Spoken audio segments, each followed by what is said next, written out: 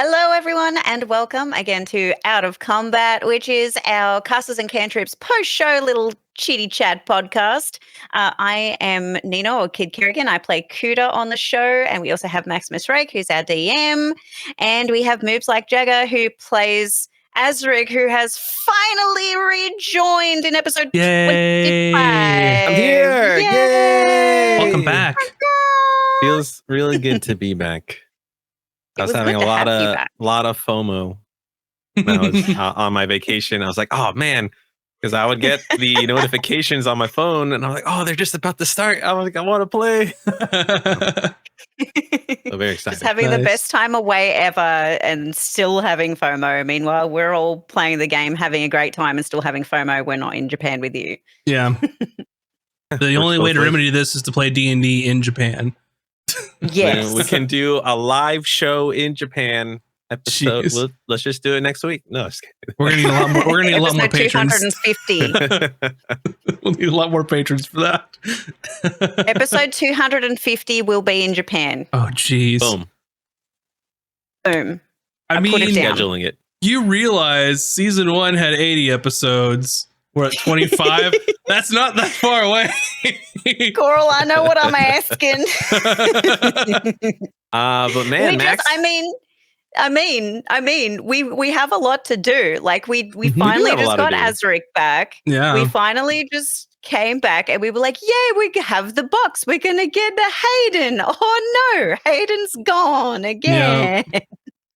Yep. I do before we talk about what happened to Hayden, Max, with a new cold open with the fever dream for Azric. Mm-hmm. Yeah, I had the thought, because sometimes in my brain I think of these like episodic, almost like episodes like TV shows as well in my mind. And I always and I'm obviously not I'm not a student of film or anything like that. I just try to do the best I can. And I'm like, man, I was like, it's Whip's coming back, which means Azric's going to come back, and it has to be like impactful, and it has to be like, almost jarring to everyone else involved, because he was down and he was up like nothing ever happened. And in my mind, I was like, would a cold open work for like D&D in the show? Would it feel weird? And I was just like, whatever, let's try it, see what happens. And was like, hey guys, I'm gonna do something, just roll with it. Which we always do anyway. That's the name of the game. We roll with it. I think it was very effective. Mm-hmm. And I do appreciate your descriptive imagery when even when I was Ron, all the dreams Ron had and Azric has, they feel very vivid, and like this is definitely a dream, but it feels real. So big props to that. Yeah, and I felt super seamless. Nice. I'm glad it worked out. It was first time for everything, but just another tool in the tool belt for like a DM of like things that you can do every once in a while to kind of spice things up. You wouldn't want to do that every episode, but yeah. No. But it was a good way to now that I think about it, I felt like this episode was really smooth, generally speaking. And I don't know if part of that was because of the cold open, because it was almost like having only two people, especially since we're online as well. And you get those sometimes those weird, jarring, silent, weird moments. It's almost like having only two people interacting to kind of ease everyone into the episode, kind of smoothed over everything, rather than that first moment we have of like the establishing shot, and then the group of people are standing around staring at each other where do we go now? Who's going to talk first? Exactly. The who's going to talk first syndrome. Yeah, I didn't think about that. That's a really good observation, and I'm glad that you picked up on the imagery and like how descriptive it is. That's one thing I always strive to do, because I have this stuff in my mind of like, I know what this looks like. I know what's going on here, but I try to be better about like putting it in front of the players and like what they're experiencing, because y'all don't know what's going on up in my head for this stuff. I think you did a great job of giving us enough lore and knowledge about the world where like oh yeah, that's a nebulous, but it's Twilight. Obviously, Twilight means the Lotus King, and then there's this deep ocean that's warm and welcoming. That's the other side of Azric that he's signed up with the patron. So it was like a choice of what path is Azric going to take. And it kind of popped into my head too, like the inspiration of like the setting for that. If y'all ever seen the movie Contact. Yes. If you're familiar, one of my favorite movies of all time. And like it popped into my head at the end where like she's on the beach and like talking, and I'm like, okay, cool. It's like, but it makes sense. It could be a beach, but like, let's just flip the script a little bit because it's not the same. But it was like thinking of like, hey, what's a movie that I saw that had a cool thing? Oh, I could use that and then do these things and make it, which is pretty much just most of DMing in general. It's like, that's a cool thing I want to do. Let me change some things. Let me make this my own, and then come out like the other side totally different. Like there's some things in campaign 1 that if anyone hasn't seen, I'm not going to like spoil, but there are some things that I started off with like, oh, like X-Men. And if you look at it, what it is now, it's like not X-Men, but it's like the journey of like how like I got there and like the beginnings of things. So it's funny where inspiration comes. That's how inspiration works. Yeah. And creativity and how we make new things. And like, as you said, when we were talking just after the show today, you were saying that there were like 3 or 5 new NPCs just this episode that were like entirely improv'd that are always wonderful. And like, how is that for you to like, because I get this asked of me all the time, even with my like voice acting stuff, but like for you as a DM, how is it to like improv a character and then you maybe come back to that character 20 episodes from now to try to remember what... Because I barely even remember the episode that just happened. It's almost like we're in the zone, we do it, and then I'm like, I don't remember what happened until next recap. Yeah, and one thing that I do is like when you're meeting like people and like a need for like an NPC comes up, the hardest part for me is always like, what's their name going to be, right? And then I have to figure out like what I think fits, or if something just like seems right, if something comes to me, or I've had like a list of just names that I have that like just come to mind. I'll put notes in case I need one in an emergency, but I'll figure out like, okay, who is this person? Like, where do they fit in the world? Like, what do they sound like? And it's almost like a quick, like half a second, like, who's this person? Why are they here? Like, what do they like? And try and take it in. And it helps that, building, the homebrew world helps me in that regard. Cause I know like, what kind of people are doing certain things and where, right? I understand like the different locales. And for like coming back to these people, like 20 episodes out, I wish I had a better system for this. Cause like I write myself notes on like what I think that they sound like and like different features about them. And I wish I had the discipline to go and find NPCs and make little clips so I could go back and listen to myself. It hasn't worked out for me yet, so I just have to like do the best I can and hope it's right. But I feel like are people really gonna? I think it's like in my experience, it's like with an audiobook, right? It's like, yeah, you try to keep the characters as consistent as you can, but I find that it's not the most noticeable if your voice shifts a little bit over the course of 8 hours. Yeah, it's still the same. It's still a similar like a vibe. So it's like more like with the feeling of it, which I think you kind of nail every time anyway. Yeah. I just have to rely hard on my notes and think like what would I have done in this situation and hope I do the same thing. Yeah. Kind of thing. Cause it's not even like we're like 8 hours over a session. It's like episode 12, you met this dude. Episode 38, you came back to the town and went to go find him. And it's like, oh shit, like who is this person? And there's been times, especially like, in campaign 1, which was like the first time I DM'd like a real campaign, I would get scared and I would like, who could they run into? And I would go back to the episodes and listen and try and like figure out what it was. But it's just repetition now. It's like, oh, I know what they would have sounded like because on the same headspace, I guess, but it's not easy. It's just, I don't know, luck and repetition. Anyway, that's why Max is such a great DM, and we are all super privileged to be able to experience it every week, and that's why it's literally the highlight of our week. So yay. 100%.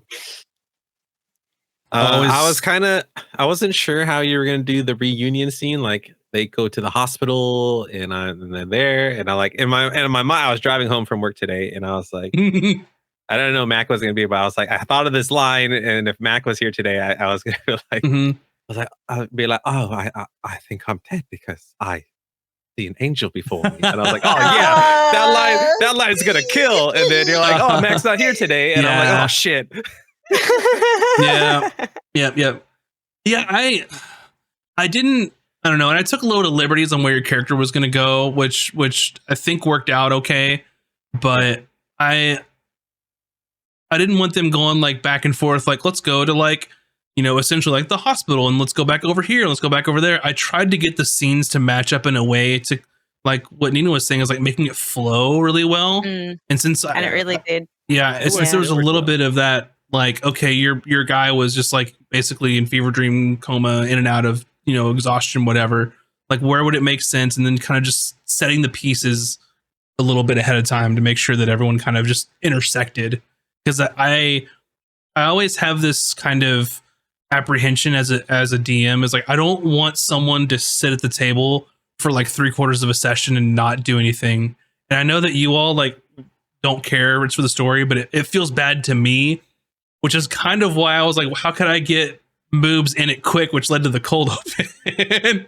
Yeah, I kind of figured that might have been it, like, because it always feels like there's more to do. It's like, oh, we have to do this thing to get our friend, but then there's like always more to do, and that's not your fault. We also get distracted, or like go and do something else, or go do it. Thankfully, the tree was useful, but like we do a lot of things sometimes where we try way too hard when we investigate.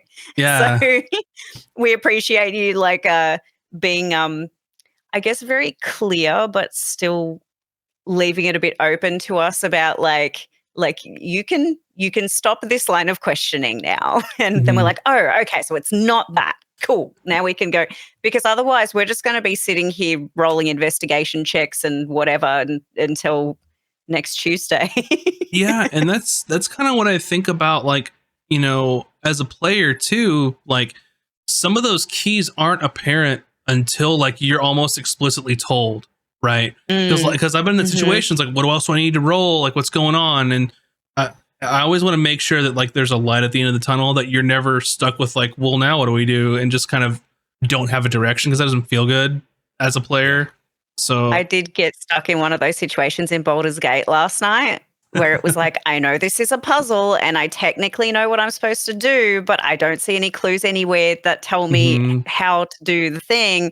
So I swear I've been to that place like 4 times and just run around and left, changed characters, came down and left. And doing that around the table during an actual D&D game is like not a fun experience. So it happens. Yeah. We've all been in those situations, probably, of like in a group and taking like 30 minutes to like open a door. Right. Yes. Like, no, like I don't like that in general, but especially like it's going to be awful to watch. It's like, that's awful. Like episode it's stuff. Like it's amazing payoff if you manage to like make it happen in a really cool way, but like taking so tediously long to get there, it's like, is that really worth the payoff? Yeah.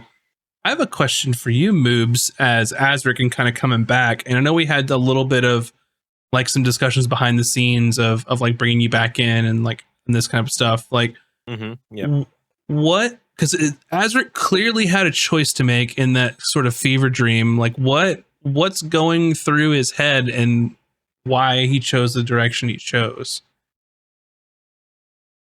I think it was maybe the description of the ocean, and maybe it's because Azric took the easy way out, as you described, like the water, the temperature is just right, and it's so warm and welcoming, and you just kind of want to lay there. And you describe, you know, the Lotus King, like there's this giant tower and it's in this nebula and it looks like it's going to take forever to get there. And I think that's also kind of describes how Azric views the Lotus King, where he hasn't had a good experience growing up in with that religion, and then him being sick and not being able and being considered the one of the chosen, the touched, but being like cursed with an illness that's incurable. And then to have that happen again, and then have all those healers and nothing work again. So it's like basically Isaac reliving his childhood trauma. He's like, well, I can just do this and be whole again and do what I want to do. Yeah. So I guess you could say Azric took the easy way. I'm glad that you picked up on that, because that is kind of the imagery that I did want to portray, is like, all you got to do is walk backwards and everything's fine, which seems like a very like warlock patrony thing to do. Like, it'll be fine. Just take the easy way out. We'll work it out. I'll save you. Yeah. And then like gets flipped and get dragged underwater. And then like, yeah, you're not going anywhere. And I'm like, oh, shit. Okay. Like, you're mine, big boy. Yeah. Yes, patron. I'm sorry. But also you're back. So worth. Yeah. It is worth. Yeah. I don't know how the story would have went if I was like that last second decision. He's like, you know what? I will take the hard path. I have no idea how the rest of the campaign, this session would have played out. It would have been a very different session. Would have been fun. Yeah. Still fun, both directions. Yeah. That was cool. I mean, because we talked a little bit, but like you still could have went any direction you wanted to go. So it was interesting to see it all unfold there. Kind of by surprise to you. I was like, cold open. All right, boobs, here we go, buddy. Yeah, because I was ready for the recap and all that stuff, and then I hear you're like Azric, and my eyes were like, yes. What's happening? I've got a question for you, Nina, in relation to Cooter, in the conversation with Emmy in the beginning about the box and opening it. I'm curious to know like Cooter's thought process of just like all that knowledge, all that power, all that information at her fingertips that could get her answers, but still apprehensive. Like what was she weighing in her mind? It's a hard situation to be in, where it's like everything you've been searching for is also the thing that could take everything away for everybody else. Because she's someone who's like so wildly empathetic to the entire world around her. She feels everyone's suffering. She can't stand to see, people be taken advantage of or any of that kind of stuff. Like, but at the same time, there's that like deep personal need for survival, I guess. That's like, I need to know why I am this way. Where did I come from? Who am I? Like all of these questions. And so it's like it's literally like the biggest conflict one single person can have. Yeah. Because it's like, cool, I would love to have all these answers and stuff, but also there's a risk that if I do pursue finding them, if I find them at all, that I could blow up the entire planet as we know it. Like which was the cause of why I am looking for all these answers in the first place. So it's like, yeah, it's really complex. But then that's the thing, is like, how far do you push someone before, as Kuta said, she's like, well, if we do blow everything up, we won't be around to know anymore, will we? So like, stuff it. Yeah. But I mean, she would always choose the safe way to do it, though. So that's why she's kind of hoping to get in with the church's group or the church friend people's group, the warden scientists, etc., to kind of look at it in a safe environment, as safe as they can, to like study this thing. Because potentially then she could still get the answer she's looking for and also work with people to keep everyone else safe. It's going to be hard now based on the direction that Azric went. But what's also interesting to me is I didn't think about this until we started talking about choices and stuff, is I think we learned a lot about both Azric and Cooter's like motivations and like their their character, right? But based on like those decisions they made and like what they did in those moments too. Because it almost feels like Azric and Cooter are not quite like opposing sides, but there's definitely a difference in like what they do in those situations, I think.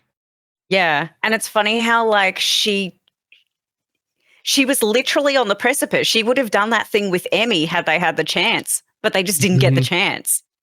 So like that's another one of the things of like can't imagine how the rest of this episode would have gone, like, because I don't think they even knew how to open the box in the first place, so they wouldn't have been able to, especially because I think Taj has knock, but we don't even know we were looking for knock still. That's still the thing we're looking for. Damn it, our whole list of we need one more component to get this. We literally have a spreadsheet, mate. Oh yeah, I think two more. Yeah, two. We missed. I think we don't have the flower. Yeah, we need to find. We missed it. Look, we need to find the flower. We find the echo crystals, and then there's a tree bark on Tess that we can get, which is nearby. Unless we wait a whole month, but I don't think Azric doesn't want to stick around for another month. And a whole other bunch of ingredients for other stuff too that y'all are looking for. So, but yep, it's all in the spreadsheet. Yeah, it's gonna be interesting to see what happens next week when we come back and see how y'all find Hayden and go through that. So, who would kidnap a Hayden in a statue? That's the number one question. What do they want with our Hayden man? Because I thought this was going to be the reunion episode. Everyone's going to be happy, and we're like, yeah, go team. Was it unreliable? Not unreliable. Unfortunate. The unreliable is something else. Anyway, thanks for watching, and we will see you all next time. And then episode 26 is going to be on Friday. It's going to be just before the Christmas. 22nd. Yeah, lots of. We're going to spread joy and cheer and happiness, depending on what the players do. So you get a level. You get a level. You get a level. Anyway, thanks for watching, and we'll see you next time. Bye. See you, everybody. Bye.